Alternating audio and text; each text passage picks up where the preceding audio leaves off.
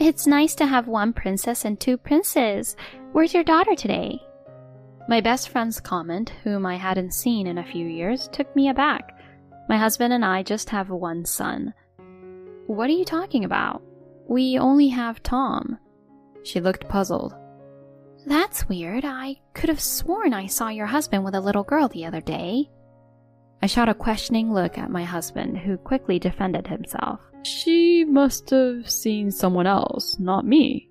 But something about his reaction seemed off. Turns out he had a huge secret. My name's Julie, I'm 29, and most of my time is spent as a stay-at-home mom. It's just Billy, our son Tom, and me. Billy works a typical 9-to-5 job, and we tied the knot about 3 years ago. Busy as life can be, I love watching Tom grow up. I've even picked up sewing as a hobby, making cute outfits for him. We're blessed with a supportive group of family and friends. For the most part, life had been predictable. However, doubts about Billy started creeping in, casting shadows on our happiness. We met in college and became close at a club gathering where I'd had a bit too much to drink, and he took care of me. I felt bad for putting him in that spot, but when I tried to apologize, he brushed it off with a kind smile. His caring nature drew me in, and not long after, we became a couple. From college to the working world, our relationship was strong and steady. He eventually popped the question, and we happily said our I do's. Before we married, he expressed his wish for me to be a stay-at-home mom. I grew up pretty lonely with both parents working. I don't want that for our kid. I was on board, so I left my job and embraced homemaking. Our first year as a married couple went by without a hitch, and friends even said they envied our bond. Things changed when he got a new position at work surrounded by the company's top performers. His promotion came with more pay, but also way more stress. Soon his demeanor shifted. Stressed, he started taking out his frustrations on me. This food tastes awful. You're home all day and this is the best you can do?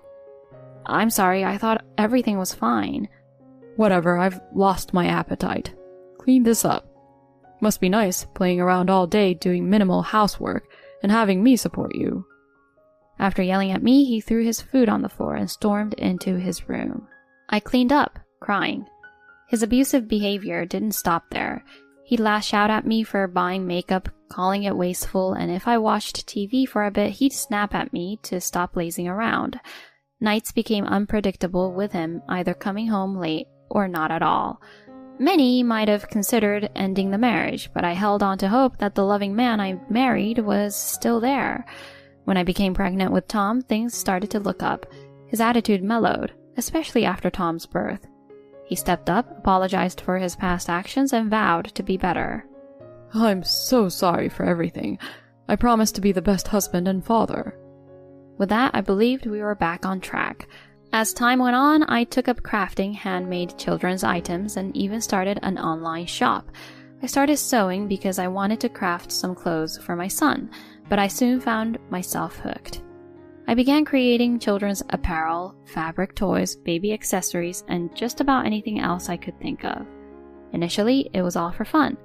However, after giving a few items to family and friends, they raved about the quality and even suggested I sell them. So, I opened an online shop. Business has been booming, with many loyal customers coming back. I've even begun to handle special custom orders, which, while a tad more expensive, are always in demand. But lately something's been amiss.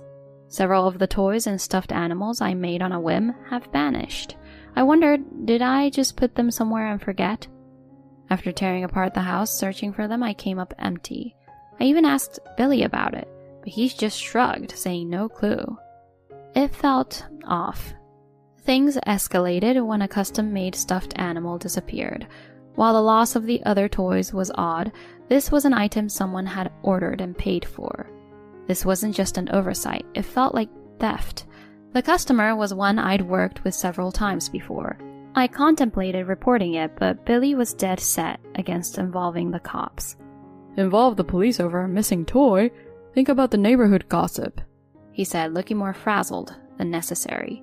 I countered, it's not just any toy, it's a paid order. What if someone's targeting our house? We can't overlook this. He retorted. Let's search again. Maybe you overlooked it. If it's still gone, then maybe we can think about the police. I'll help. We went back and forth, but in the end I decided to wait a few more days before making a report. However, the very next day, the missing toy was suddenly back, in a spot I'd checked multiple times. When I pointed it out, Billy just smirked. See? Told you. He implied I was forgetful, suggesting the other missing items might just be misplaced as well. While I acknowledged him, something felt off. Fast forward a bit, and while out shopping, I bumped into my high school friend Lindsay. "Julie? Is that you?" she exclaimed. "Oh my gosh, Lindsay. Wow, it's been 3 years? How's life been?" "Amazing. I finished up my work in Italy and just returned." She'd moved to Italy short after attending our wedding, so this was a mini reunion of sorts. As we chatted, Tom grew restless. I was about to wrap up when she threw me for a loop. "Where's your daughter today? It's nice to have one princess and two princes." I was baffled. Billy and I only have Tom. Why did she think we had a daughter too? "What are you talking about? We only have Tom." But she looked certain. "That's weird. I could have sworn I saw your husband with a little girl the other day." According to her, she'd been back for a week, and while preparing for her new life alone, she saw Billy at a supermarket holding a 1-year-old girl. She greeted him, but he just walked away without responding. She figured he hadn't heard her and thought she'd greet him next time. That's why she assumed we first had a daughter, then a son. I shot Billy a look, but he just turned away looking uneasy. We quickly wrapped up our conversation with Lindsay, but I couldn't shake the feeling that Billy was hiding something from me. After getting home, I cornered him. "All right, what's the deal? No one in our families has a 1-year-old girl. Are you messing around behind my back?" He looked genuinely frightened by my questions, but he firmly denied everything. I have no idea what you're talking about. Lizzie must have confused me with someone else. Tom's our only kid. His evasiveness was written all over his face, but I knew pushing him wouldn't lead to a confession. I decided to pretend to believe him and apologized with a remorseful look. "You're right. You never hurt Tom or me. People do have doppelgangers after all. I just jumped to conclusions after what Lindsay said. I'm sorry." Looking relieved, he said, It's okay. Anybody would have been rattled by that kind of comment. But can't we move on? I'm starving. Is dinner ready? "Yeah, I'll get started. I've got your favorite steak ready to go." On the outside, things seemed resolved. He likely thought he had thrown me off the scent, but I wasn't about to drop it. I was determined to uncover the truth. I hired a private eye to tail him. I played it cool, making it seem like everything was normal between us. Initially, he seemed a bit suspicious, but eventually he let his guard down, completely unaware of my moves behind the scenes. A month later, the PI delivered his findings. As I had feared, Billy was cheating. The evidence pointed to a colleague of his, named Erica. They'd been seeing each other for about 2 years, which coincided with when his behavior at home started to change. The twist was, Erica believed she was the main woman in his life and thought they were married. Photos of her showed a young girl, probably her daughter. In one of the pics, the little girl was holding one of my handmade items that had mysteriously disappeared. Billy had likely swiped it and given it to them. I was livid. As part of the surveillance, I learned they'd all be at a department store event on a day Billy told me he'd be on a business trip.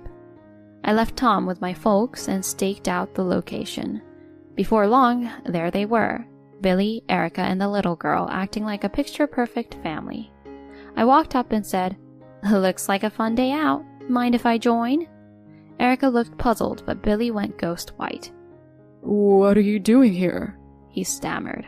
Erica, taken aback by his reaction, queried, Who are you?" Keeping my cool, I answered, "I'm Julie, and Billy, the man you're with, is my husband." She gasped. "Your husband?" Clearly shaken, we agreed to continue our conversation at my place. Once there, we compared notes.